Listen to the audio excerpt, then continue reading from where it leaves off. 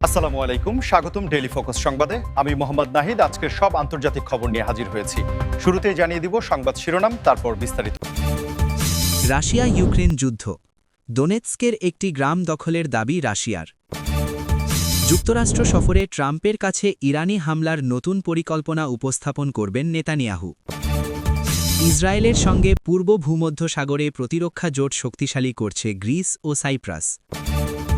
বহিরাগতদের সতর্কবার্তা দিয়ে তাইওয়ানের চারপাশে যুদ্ধমহড়া শুরু করল চীন। পুতিনের বাসভবনে ৯১টি ড্রোন হামলায় বেঁচে আছেন রুশ প্রেসিডেন্ট।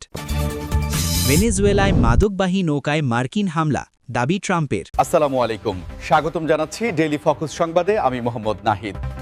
এতক্ষণ শুনছিলেন সংবাদ শিরোনাম, এবার বিস্তারিত পড়ি। এতক্ষণ শুনছিলেন সংবাদ শিরোনাম, এবার বিস্তারিত। রাশিয়া এবং ইউক্রেনের মধ্যে চলা দীর্ঘমেয়াদী সংঘাত এখন এক নতুন মোড় নিয়েছে, যেখানে ক্রেমলিন দাবি করেছে যে তাদের বাহিনী পূর্ব ইউক্রেনের দোনেৎস্ক অঞ্চলের একটি গুরুত্বপূর্ণ গ্রাম নিজেদের নিয়ন্ত্রণে নিয়েছে। এই এলাকাটি যুদ্ধের শুরু থেকেই কৌশলগতভাবে অত্যন্ত গুরুত্বপূর্ণ হিসেবে বিবেচিত হয়ে আসছে, কারণ এটি ওই অঞ্চলের লজিস্টিক সাপ্লাই লাইনের খুব কাছে অবস্থিত। রাশিয়ার প্রতিরক্ষা মন্ত্রণালয়ের পক্ষ থেকে দেওয়া বিবৃতিতে বলা হয়েছে যে তাদের সৈন্যরা অত্যন্ত সাহসিকতার সাথে লড়াই করে গ্রামটি দখল করেছে এবং এর মাধ্যমে তারা দোনেৎস্কের আরও ভেতরে প্রবেশের পথ সুগম করল। তবে ইউক্রেনীয় কর্তৃপক্ষের পক্ষ থেকে এই বিষয়ে মিশ্র প্রতিক্রিয়া পাওয়া গেছে, যেখানে তারা সরাসরি পরাজয় স্বীকার না করলেও ওই এলাকায় তীব্র লড়াইয়ের কথা নিশ্চিত করেছে। বিশ্লেষকরা মনে করছেন যে এই গ্রাম দখলের ফলে রাশিয়ার জন্য সামনের দিনগুলোতে বড় বড় শহরগুলোতে আক্রমণ চালানো সহজ হতে পারে, তবে এটিও মাথায় রাখতে হবে যে যুদ্ধের এই পর্যায়ে একটি গ্রাম হাতবদল হওয়া সাধারণ ঘটনায় পরিণত হয়েছে। আপনারা যারা নিয়মিত বিশ্ব রাজনীতির খবর রাখেন তারা নিশ্চয়ই বুঝতে পারছেন যে এই জয় রাশিয়ার জন্য কেবল একটি ভূখণ্ডগত সাফল্য নয়, বরং এটি তাদের ঘরোয়া মনোবলেও ইতিবাচক প্রভাব ফেলবে। অন্যদিকে ইউক্রেন এখনও পশ্চিমা দেশগুলো থেকে আরও উন্নত অস্ত্রশস্ত্র এবং সহায়তার অপেক্ষায় রয়েছে, যাতে তারা হারানো অঞ্চলগুলো পুনরুদ্ধার করতে পারে। এই যুদ্ধের ফলে সাধারণ মানুষের যে অবর্ণনীয় দুঃখ দুর্দশা বাড়ছে, সেটিও বিশ্ববাসীর নজরে এড়াচ্ছে না। এই বিষয়ে আপনাদের মতামত কি? রাশিয়ার এই অগ্রগতি কি যুদ্ধের মোড় ঘুরিয়ে দেবে বলে আপনারা মনে করেন? আপনাদের মূল্যবান মতামত আমাদের কমেন্ট বক্সে জানাতে ভুলবেন না, এবং নিয়মিত এমন গুরুত্বপূর্ণ আন্তর্জাতিক খবরের আপডেট পেতে আমাদের চ্যানেলটি সাবস্ক্রাইব করে বেল আইকনটি চেপে রাখুন। যুক্তরাষ্ট্র সফরে গিয়ে ইসরায়েলের প্রধানমন্ত্রী বেনিয়ামিন নেতানিয়াহু ডোনাল্ড ট্রাম্পের কাছে ইরানে হামলার একটি নতুন এবং অত্যন্ত গোপনীয় পরিকল্পনা উপস্থাপন করতে যাচ্ছেন বলে বিভিন্ন আন্তর্জাতিক গণমাধ্যমে খবর চাউর হয়েছে। এই সফরটি কেবল কূটনৈতিক শিষ্টাচারের মধ্যে সীমাবদ্ধ নয়, বরং এটি মধ্যপ্রাচ্যের ভবিষ্যৎ নিরাপত্তার মানচিত্র বদলে দেওয়ার একটি বড় প্রচেষ্টা হিসেবে দেখা হচ্ছে। নেতানিয়াহু দীর্ঘকাল ধরেই ইরানকে ইসরায়েলের অস্তিত্বের জন্য প্রধান হুমকি হিসেবে বিবেচনা করে আসছেন, এবং ট্রাম্পের সাথে তার ব্যক্তিগত সুসম্পর্ক এই পরিকল্পনাকে আরও জোরালো রূপ দিতে পারে বলে ধারণা করা হচ্ছে।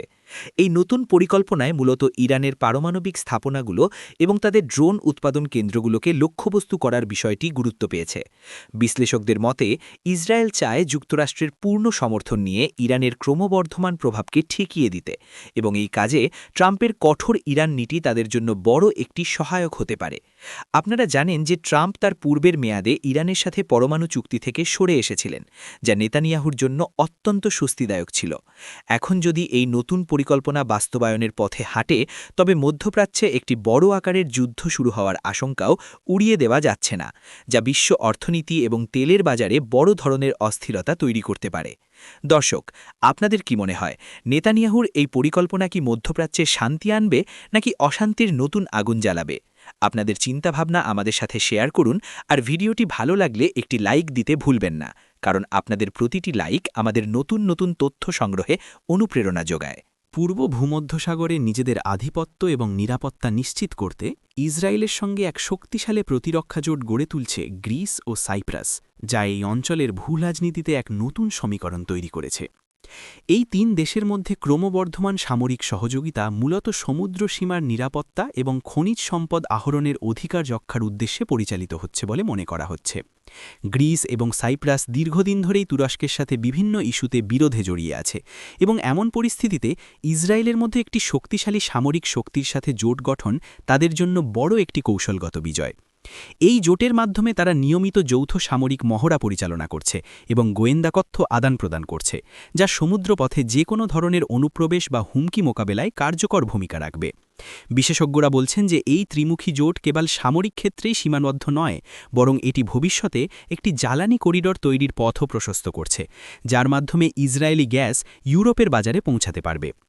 এই ধরনের জোট গঠনের ফলে তুরস্কের সাথে সম্পর্ক আরও তিক্ত হতে পারে। তবে গ্রিস ও সাইপ্রাস মনে করছে যে নিজেদের সার্বভৌমত্ব রক্ষায় এর কোনো বিকল্প নেই। এই সামরিক জোটের ভবিষ্যৎ এবং এটি ভূমধ্যসাগরের স্থিতিশীলতায় কেমন প্রভাব ফেলবে তা নিয়ে বিশ্বজুড়ে নানা আলোচনা চলছে। আপনারা যারা আন্তর্জাতিক সম্পর্ক নিয়ে আগ্রহী, তারা এই বিষয়টি কিভাবে দেখছেন আমাদের কমেন্ট করে জানান। আর আমাদের কাজ পছন্দ হলে সাবস্ক্রাইব করে আমাদের পরিবারের অংশ হয়ে যান। তাইওয়ানকে কেন্দ্র করে চীন আবারও বড় ধরনের যুদ্ধ মহড়া শুরু করেছে এবং এবার তারা খুব স্পষ্ট ভাষায় বহিরাগতদের সতর্কবার্তা দিয়েছে, যা মূলত যুক্তরাষ্ট্রকে ইঙ্গিত করে করা হয়েছে বলে মনে করা হচ্ছে। চীনের পিপলস লিবারেশন আর্মি তাইওয়ান দ্বীপের চারপাশ ঘিরে তাদের নৌ এবং বিমান বাহিনীর শক্তি প্রদর্শন করছে, যেখানে অত্যাধুনিক যুদ্ধবিমান এবং মিসাইলবাহী জাহাজ অংশ নিয়েছে। বেইজিংয়ের পক্ষ থেকে বলা হয়েছে যে তাইওয়ান তাদের অবিচ্ছেদ্য অংশ এবং যে কোনো ধরনের বিচ্ছিন্নতাবাদী কর্মকাণ্ড কিংবা বিদেশি হস্তক্ষেপ তারা বরদাস্ত করবে না। এই মহড়াটি এমন এক সময় শুরু হয়েছে যখন যুক্তরাষ্ট্রের উচ্চপদস্থ কর্মকর্তারা তাইওয়ান সফরের ঘোষণা দিয়েছেন, যা চীনকে ক্ষুব্ধ করেছে। আপনারা হয়তো জানেন যে চীন সবসময়ই তাইওয়ান ইস্যুতে অত্যন্ত সংবেদনশীল এবং তারা মনে করে যে যুক্তরাষ্ট্র এই অঞ্চলে উত্তেজনা বাড়িয়ে ফায়দা লুটতে চাইছে। এই মহড়ার ফলে ওই অঞ্চলে বাণিজ্যিক জাহাজ চলাচলেও বিঘ্ন ঘটছে, যা বৈশ্বিক সাপ্লাই চেনের ওপর নেতিবাচক প্রভাব ফেলতে পারে বলে আশঙ্কা করা হচ্ছে। তাইওয়ানও হাত গুটিয়ে বসে নেই, তারাও তাদের প্রতিরক্ষা ব্যবস্থাকে সর্বোচ্চ সতর্কতায় রেখেছে এবং যে কোনো পরিস্থিতি মোকাবেলার প্রস্তুতি নিচ্ছে। এই উত্তেজনাকর পরিস্থিতি কি শেষ পর্যন্ত কোনো সরাসরি সংঘাতের দিকে নিয়ে যাবে? আপনাদের কি মনে হয়, চীনের এই আস্ফালন কেবলই কি ভয় দেখানো, নাকি তারা সত্যি বড় কোনো পদক্ষেপ নিতে যাচ্ছে? আপনাদের মতামত আমাদের জন্য খুবই গুরুত্বপূর্ণ, তাই কমেন্টে লিখে জানান আর ভিডিওটি শেয়ার করে অন্যদেরও জানার সুযোগ করে দিন।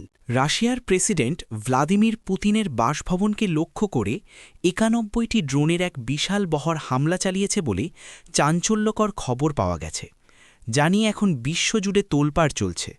এই হামলার পর থেকেই সবার মনে একটাই প্রশ্ন ঘুরপাক খাচ্ছে যে পুতিন কি বেঁচে আছেন নাকি তিনি কোনো আঘাত পেয়েছেন।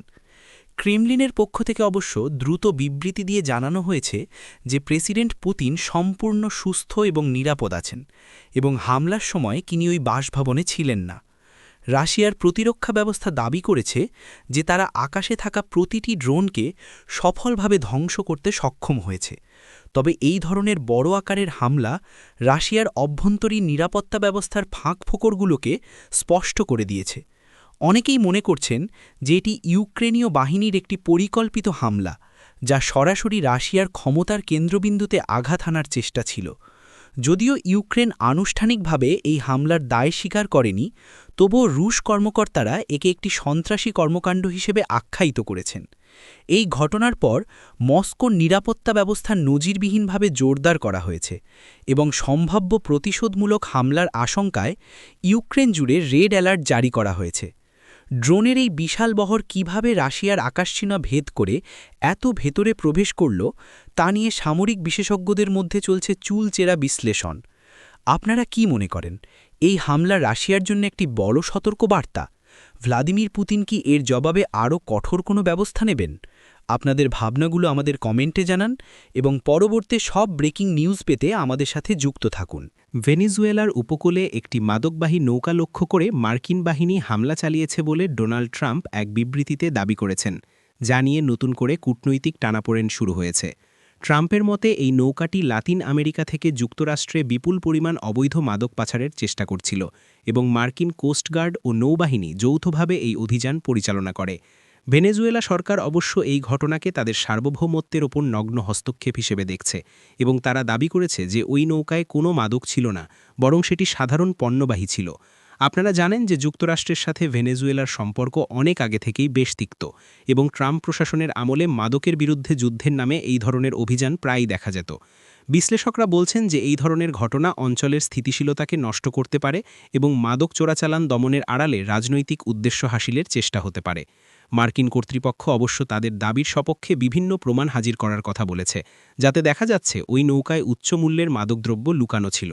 এই ঘটনাটি আবারও প্রমাণ করে যে মাদক পাচার প্রতিরোধে আন্তর্জাতিক জলসীমায় দেশগুলোর মধ্যে সমন্বয়ের অভাব কতটা প্রকট।